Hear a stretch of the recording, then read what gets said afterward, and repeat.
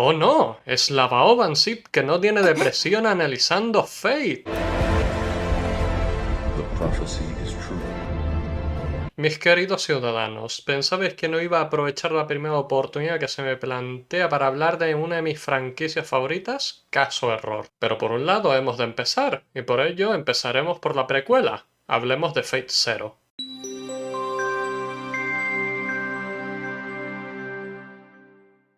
Hablar de Fate es complicado. De cualquiera de sus entregas, no solo desde el punto de vista narrativo, sino también desde el sentimental. He crecido con Fate, me ha marcado como persona y es lo primero que me hizo fascinarme por la mitología y terminar estudiando acerca de ello. Entonces un solo vídeo nunca le haré justicia a todos los temas que se abordan en Fate. Por ello empecemos desde la serie que muchos consideran la mejor versión de Fate que existe. Y están claramente equivocados, porque esa es Kaleid Prisma Ilia. Y solo estoy medio bromeando porque Gran Order existe. Fate Stay Night es una historia acerca de unos ideales y nuestra relación con ellos, cómo aprendemos a vivir y cómo nos influencia en nuestra toma de decisiones. Dependiendo de nuestra interpretación de lo que la justicia es para Shiro Emiya, tendremos una ruta u otra en la novela visual original. Fate Zero, en cambio, tiene una relación diferente con los ideales que presenta. Esto es obvio, sabiendo que la obra fue escrita por otro autor, Gen Urobuchi, famoso nihilista y que nos trae una interpretación oscura de la serie original. No quiero decir que Fate Stay Night no tuviera elementos oscuros, pero el tono de ambos es distinto. Zero se acerca más al grimdark que al idealismo, con una perspectiva mucho más seria y cruel sobre el mundo. Y siguiendo con esta mentalidad, la obra que nos presenta es una de pesimismo y tragedia. En lugar de plantearnos un ideal y todo lo que ello conlleva, nos plantea 7 grupos de individuos que representan un mismo ideal. Estos entrarán en conflicto con otros, pero no hay uno que termine planteándose como la respuesta final o el ideal más realzado entre el resto. La obra se encarga de destruirlos todos uno por uno. Con esto dicho, quiero abordar el tema principal del vídeo, que será ver a los 7 participantes de la Guerra del Grial y los eventos trágicos que comparten tanto ellos como sus propios servants. Fate Zero es una obra acerca de esos personajes y cada uno de ellos merece su propio vídeo, pero para no hacer un vídeo de 9 horas me limitaré a examinarlos sobre lo que nos concierne. Empezaré diciendo que la elección de Servants para los 7 magos ha sido una manera brillante de mostrarnos las dos caras de un mismo ideal.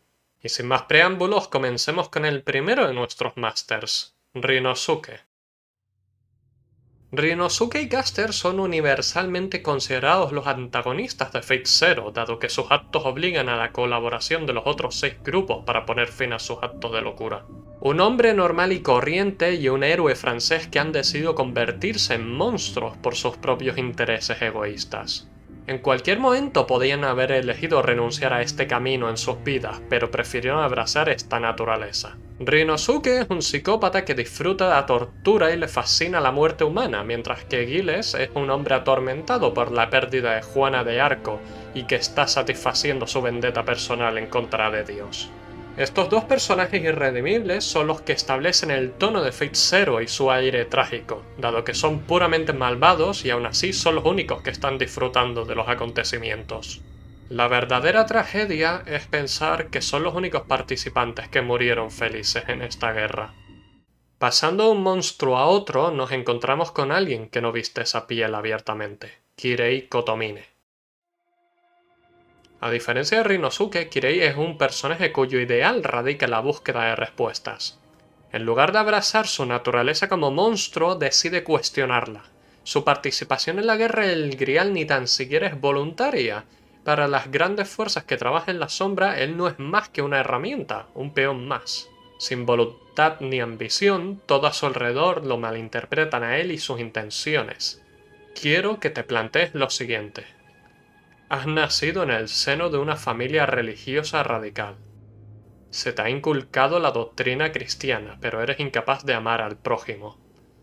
No entiendes el concepto de amor ni por qué no eres capaz de sentirlo, así que buscas respuestas. Buscas en las escrituras, en los textos sagrados. Buscas por qué Dios creó un monstruo como tú. Estudias, estudias y estudias. Hechicería, nigromancia, alquimia, todas las corrientes que puedas hallar sin encontrar respuestas.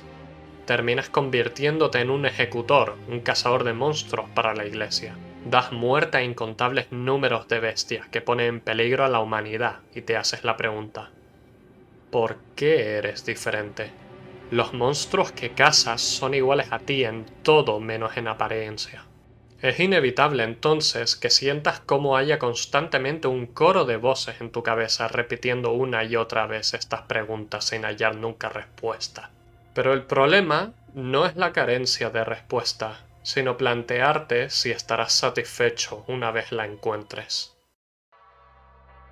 Keynet es el siguiente de nuestros Masters, y el origen de su tragedia radica en la malinterpretación de lo que supone la Guerra del Grial. Él y su Servant Diarmuid participan para tener duelos honorables y son los que más caro pagarán. Me explico. Alguien como Keynet es el epítome de lo que significa ser un mago en Fate. Él es un miembro de la familia El Meyoy, de la Torre del Reloj y un alto cargo de la Asociación de Magos. Su interpretación de lo que iba a ser la Guerra del Grial nace de su modo de entender el mundo de magos, bajo estrictas regularizaciones y un sistema de castas. El mundo mágico jamás le ofrecería la oportunidad de enfrentarse a otros magos en un escenario como iguales.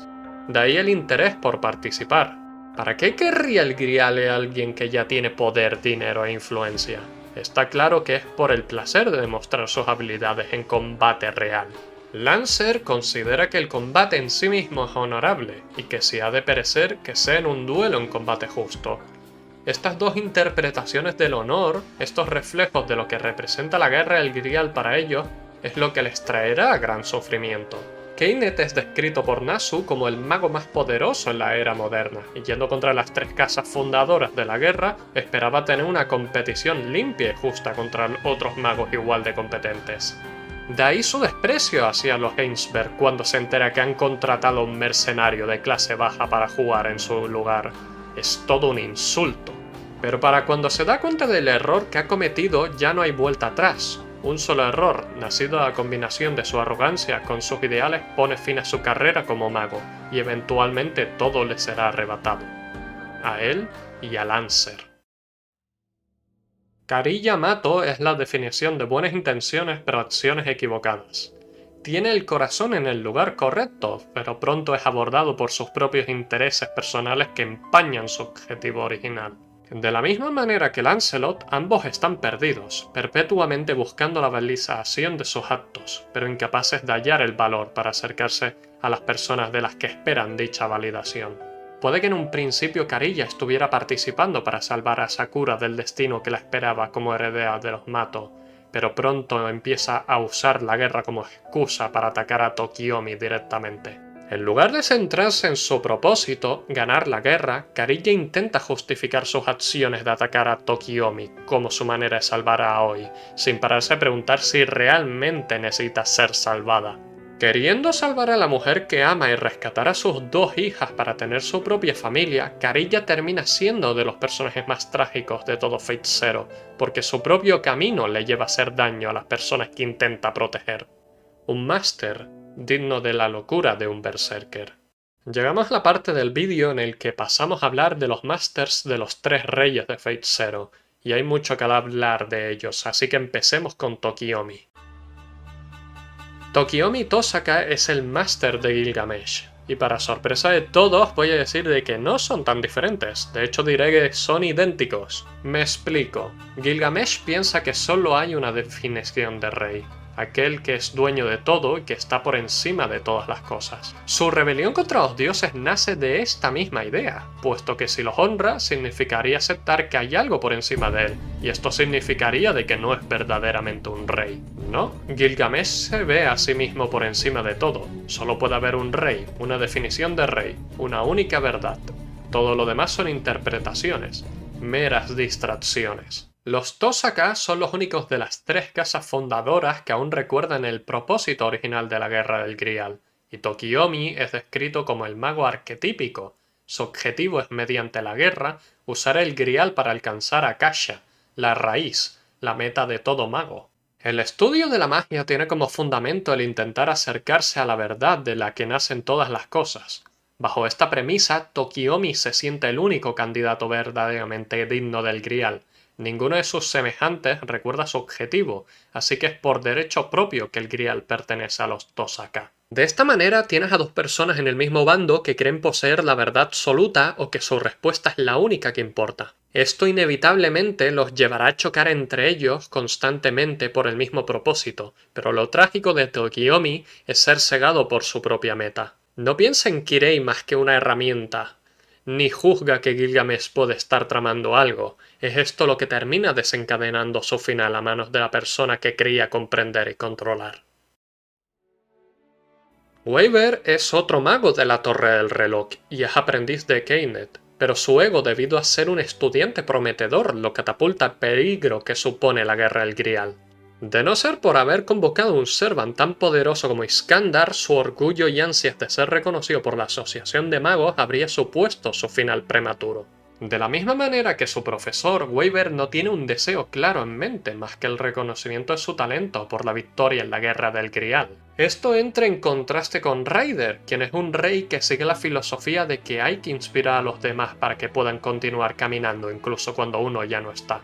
Weaver y Ryder son personas que prefieren que sus acciones hablen por sí mismas, pero es la inexperiencia del muchacho lo que hace darse cuenta de la diferencia entre él y alguien como Iskandar. Al final de la serie, lo verdaderamente triste es que durante todo este tiempo Weaver ha creído que Ryder estaba guiándolo simplemente porque era su máster. Al desperdiciar sus sellos de comando, se da cuenta de que alguien como Ryder está dispuesto a inspirar a todo aquel que decida seguir su camino, pero es el final y el soñador ha de despertar. Weaver estaba desesperadamente buscando esa validación al principio de la guerra, que cuando la obtuvo no fue capaz de disfrutar de los efímeros momentos con quien es capaz de valorarlo tal como es.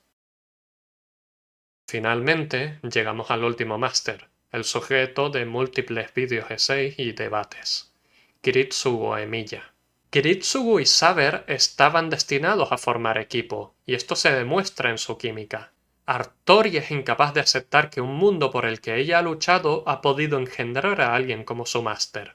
Y Kiritsugu no puede soportar los valores que representa y defiende su Servant, porque son un reflejo de sí mismo. Kiritsugu y Artoria son dos caras de la misma moneda.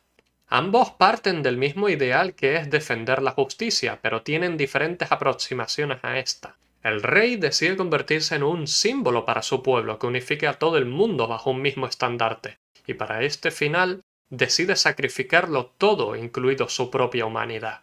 Kiritsugu, por su parte, considera que cualquier método para alcanzar su objetivo es igual de válido, porque lo que importa es el resultado, y aún así lo detesta. Ambos son idealistas desde un principio. Saber intenta desesperadamente volver en el tiempo para deshacer su decisión y otro tome su lugar para prevenir la caída de su reino.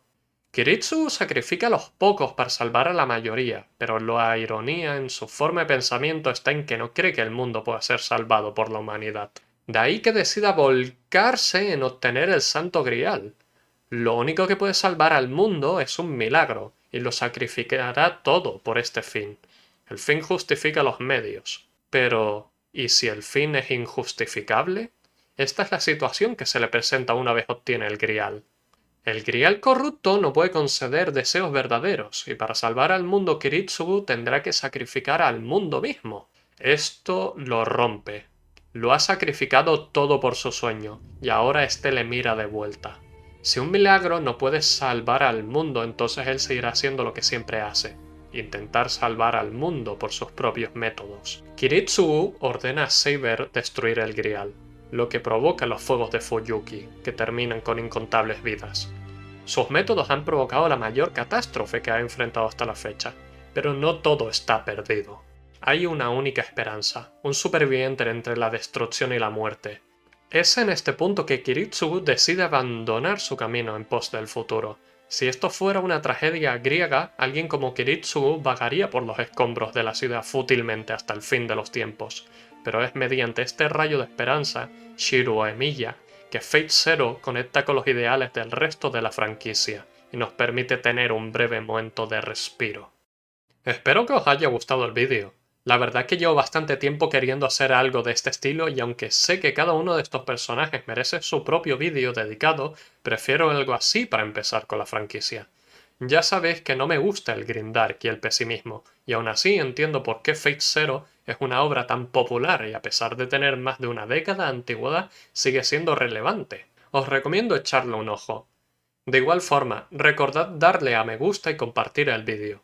Me ayuda a saber que os gusta este tipo de contenido y a llegar a más personas. He sido Albi Rodnus, el hada cuentacuentos, y me despido.